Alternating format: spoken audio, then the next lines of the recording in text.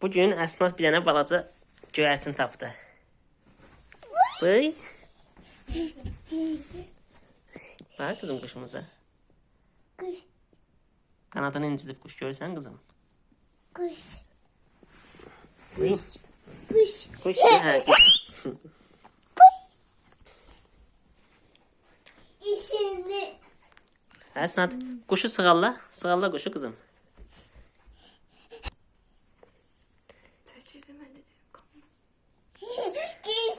Keşke. Git maçla kuşu. Maçla. Ay sağ ol. Abi. Apya veriyorsun ha. Appa veriyorsun.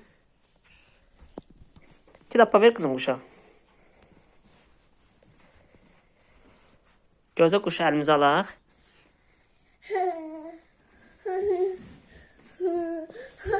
Bak kızım. Maçla kuş, maçla. Ay sağ ol. Gel maçla kuşu. Git. Hasi. Kuş kakaş elədi bax yerə. Bıy, gel. Gel oyna kuşla.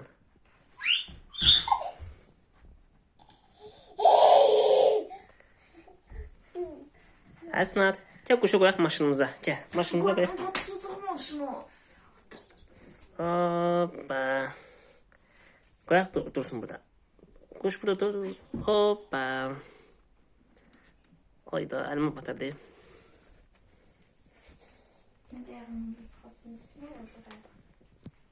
Gel.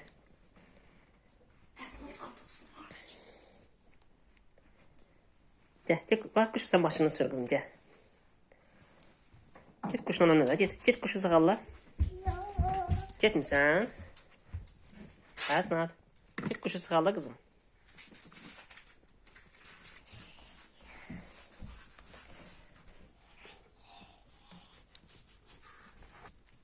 Gel. Gel kuşu sağalla kızım gel. Gel Məstan gel. Hayır. Bak kuşa bak geçeydi. Bak geçeydi gel. Bak. Geçeydi. Geçeydi. Asıl gel kuşun yanına git. Gel gel gel. Gel kızım gel. Əsnad. Gitme sen kuşun yanına. Əsnad. Bak kuş maçtan parar. Git git. Bu maçtan parar bak kuş. Gel gel gel kızım. Gel gel gel gel. Git. Gel gel. Sağ ol biz gittik. Biz gittik kuşla sağ ol. Gel kuş maçıyla kuş gelir gel.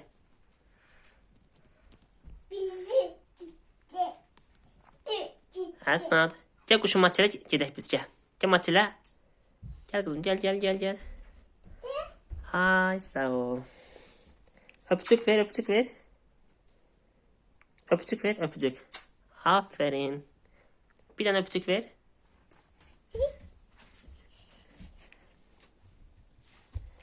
Buyur. Kuş öpücük verecek kızım. Kuş öpücük ver. Öpücük verecek. Maçıyla. Sağ ol. Sağ ol. Sağ ol.